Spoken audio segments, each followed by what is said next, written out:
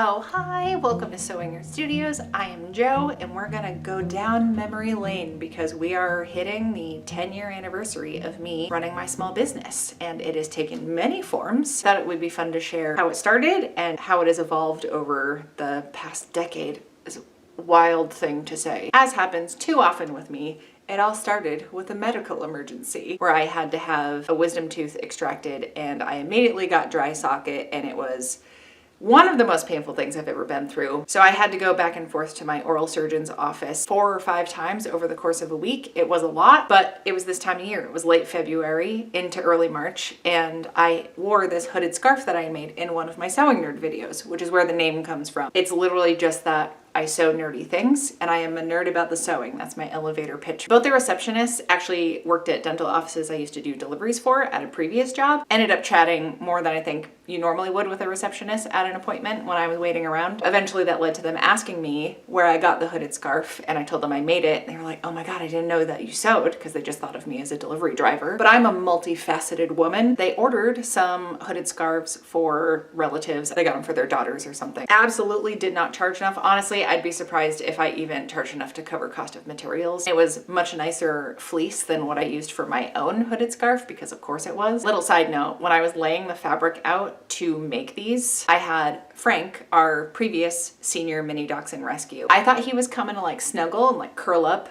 on the fabric like it was a little blanket, and he just immediately pissed over a corner of it. So I had that much less material to work with. They ordered stuff and were like, hey, you should open an Etsy shop. I think I ended up selling 2 or 3 of them. And I was like, you know what?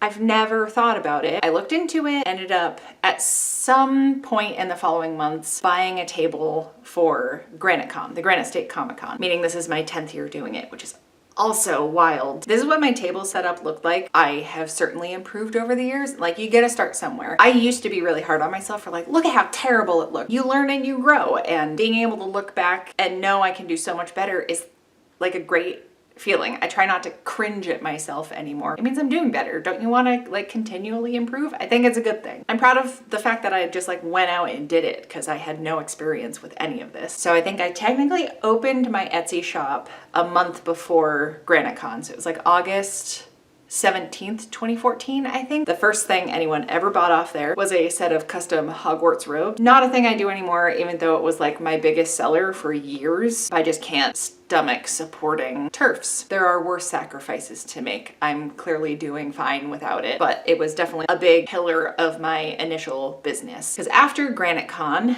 I didn't do much in the way of other events. I think I kind of just stuck with that, and then my old high school used to do a little mini Comic-Con. It was like $10 for a table. GraniteCon, it was like over 100 for the first one. It's pushing 300 now. But I also didn't even think about the fact, like this seems so obvious now, whatever inventory you're bringing and whatever cost each of those things are, you need to make sure you have enough stuff so that you can set yourself up for success to earn enough money to pay yourself back for things. Where I don't think, even if I had sold everything, the total would have added up to much more than what the table fee was, because that's how little I was charging. So I was mostly doing like perler bead jewelry, hooded scarves. I think that was mostly it. There wasn't much going on. I think I had like 3 different categories of items. Then the following year is when I had a lot of infinity scarves. I was really proud of how they looked, and the display my partner helped me build, where it looked like Mario pipes, and we even had perler bead piranha plants sticking out, but it takes up the whole table. But that was fine, because that was like the main thing that I had. You know, thinking back on it, obviously I'm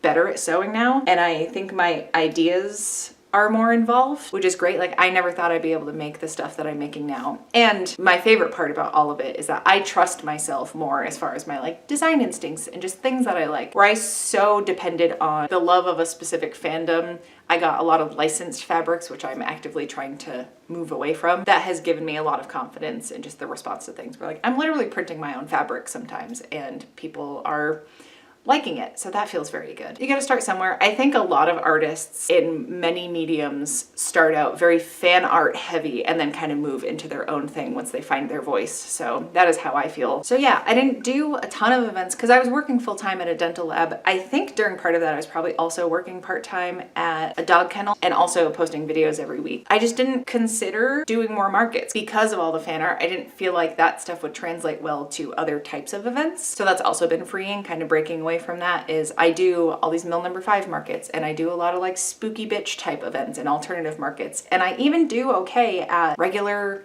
art fairs, craft fairs, art markets, whatever you want to call them, holiday bazaars. And I never thought I'd be able to do that. So that's a big part of my income. Obviously my table display has evolved over the years. I did Etsy kind of in waves. Like there was probably a window of maybe 2 years I just didn't really do anything with it, but it was still when I was working full-time elsewhere. I left the dental laboratory job I had had for a decade at the end of 2018, and then I worked at the end of 2017. All of 2018, I was an apprentice at a costume shop. I was absolutely soul crushed losing that job at the end of 2018, but it gave me the fire I needed to start taking my own business way more seriously. There's definitely a difference in my pace and my effort of doing things online and doing in-person markets. I started doing a lot of mill number 5 events down in Lowell, Massachusetts, just having way more of a presence online. I started pushing my like business Instagram and sharing my small business journey with everybody on here, which has been a huge help. Y'all are like such a big chunk of my business support. So thank you so much for being here. I've had a Patreon for 8 years maybe,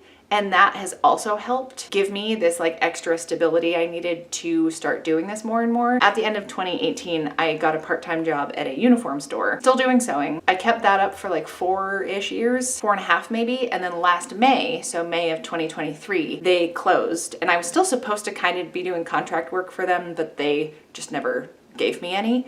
I don't know if they're in business at all anymore. I finally got my W-2 like a week ago, and we're almost into March. So like, not that I'm surprised, but I was a little irritated about it. Don't get me started on taxes. I'm not a tax expert, but I have learned a lot of things over the years, and like I stubbornly do my own. The one bit of advice I will give you is like track your receipts, track all of your expenses, so that when you have to claim all your income, you aren't getting taxed on the full cost of it. It cost you money to make that money. A word of caution, because I feel like I didn't do that in the first year or two. I had to do all of that kind of paperwork. We're coming up on a year of me doing this full time, but it's multifaceted, right? I do YouTube videos. I feel like that's part of my business. That is supported by Patreon and by Etsy sales from y'all.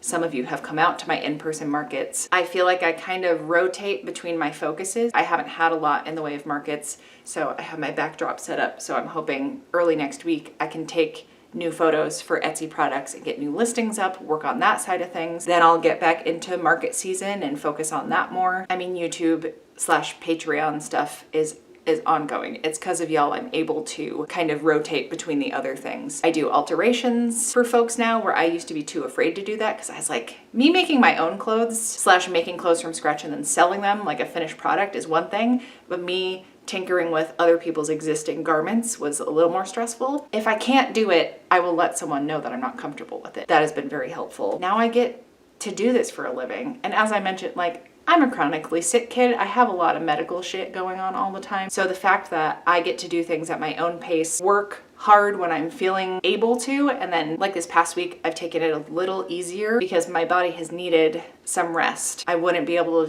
to do any of this without y'all, and it is so cool getting to share the whole journey because I get to look back and see how far it's all come because I've been documenting it the whole time to share it with everybody. I just hope you all know how big of a part you have played in this getting to be my career now. So yeah, I mean, it's not like I'm rolling in it. I'm making less over the course of a year than I ever have, but I'm also happier and more fulfilled than I have ever been. I also would not be able to do any of this without the support of my partner. So I know I am incredibly lucky for the life I get to live now, is being an artist. And that feels really cool. And being able to call myself that. I feel like that was a word I didn't let myself use for a long time. You know, this may not be forever. I might not be able to sustain this. I'm so thankful for however long I do get to do this. Thank you for being here and letting me do that. So yeah, I appreciate everybody so much. I know a lot of us have been on kind of similar